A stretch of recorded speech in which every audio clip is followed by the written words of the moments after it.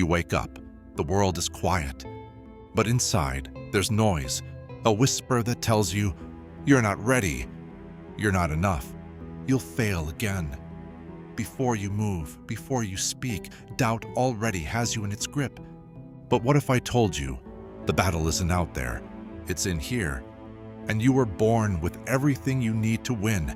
Self-doubt is not a curse from the gods, nor a flaw of your nature. It's simply forgetting who you are.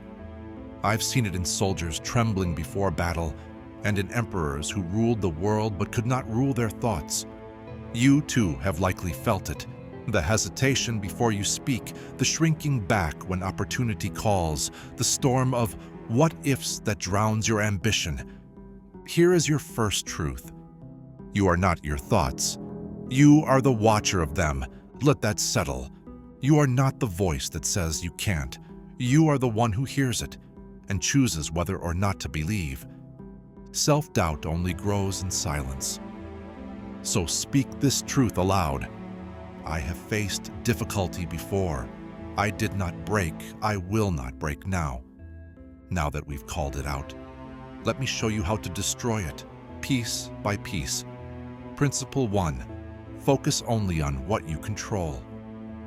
The first way to conquer self-doubt is to stop trying to control the wind, and instead learn to steer your ship. You doubt yourself when your attention slips from effort to outcome, from what you can do to what might happen. But tell me, what power do you truly have over the opinions of others? Can you bend the future with worry? Can you force certainty from the chaos of life? No.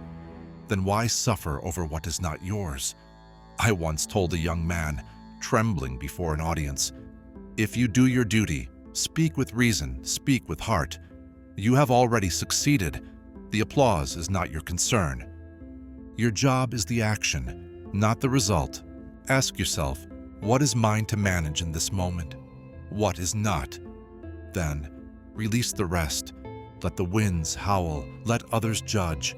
Let the future remain unknown. You are here to row your oar, and you are stronger than you think. And yet, doubt doesn't only arise from what's ahead. Sometimes it crawls from the past. Principle 2.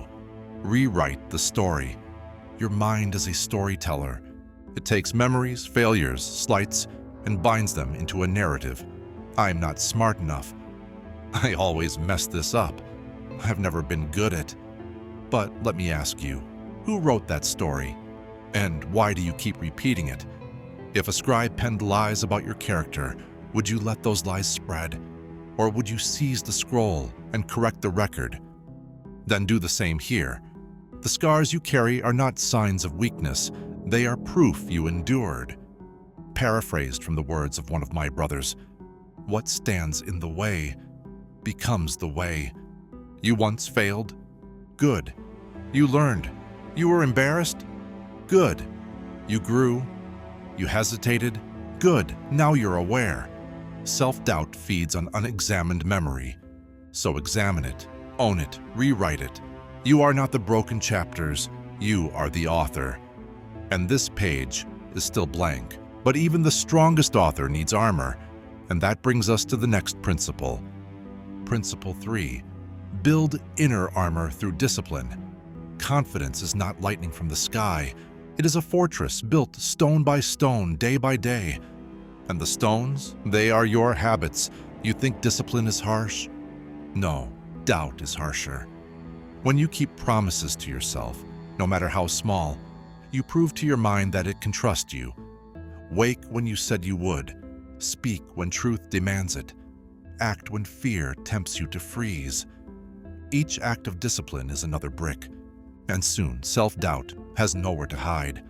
There is a reason we trained in cold water and harsh winters, not to suffer, but to remember that discomfort is not the enemy. Softness is.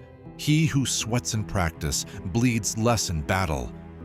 So sweat a little, get cold, do hard things, especially when no one is watching, because the true enemy of doubt is self-respect, and that must be earned. Still, even the strongest fortress has weak points, the mind, and to protect it, you must master the fourth principle. Observe the inner dialogue. Let me teach you a trick I used before every council meeting, every moment of fear. I would step back, not physically but mentally, and ask, what am I really saying to myself right now? The mind loves to whisper, you can't. You'll embarrass yourself. Everyone will see you fail.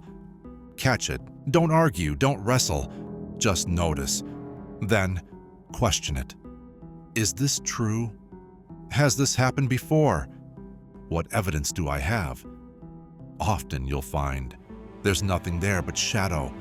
Our minds are like wild horses. Left alone, they run toward fear, but guided gently, watched with care, they can take us far. Try this. The next time you feel doubt tightening in your chest, pause. Don't fight it. Watch it. And from that place of stillness, respond. Not with panic, not with withdrawal, but with clarity. This brings us to the final and most powerful principle of all. Principle 5. Live by values, not feelings.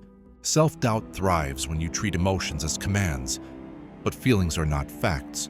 Courage is not the absence of fear. It is acting despite fear, because something deeper is guiding you. Let me tell you a story. There was once a man who feared speaking truth to his superior. His hands shook, his voice caught, but he remembered, I value honesty more than comfort, integrity more than ease. So he spoke. His voice cracked. He stammered. But he walked away free, because he had chosen virtue over fear. That is the root. If you know what kind of person you wish to be, your path becomes clear, even when your feelings are loud. Ask yourself each morning, what matters most to me today? Is it comfort or courage?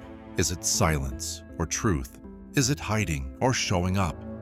When values lead, doubt must follow, and you will begin to taste a power far greater than confidence.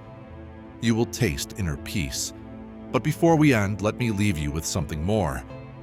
You came here thinking something was wrong with you, that your doubt was a flaw, a weakness, but no, it is your training ground. Every whisper of I can't is an invitation. Every tremble is a test. Every hesitation is a doorway. And now you have the keys. So I ask you, next time you hear the voice of doubt, will you believe it? Or will you remember who you are?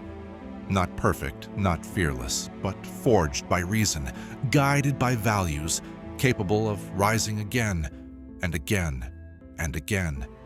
If this has stirred something in you, then stay close. We walk this path together.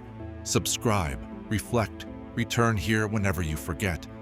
And remember, the war is not out there, it's in here, and you were born to win it.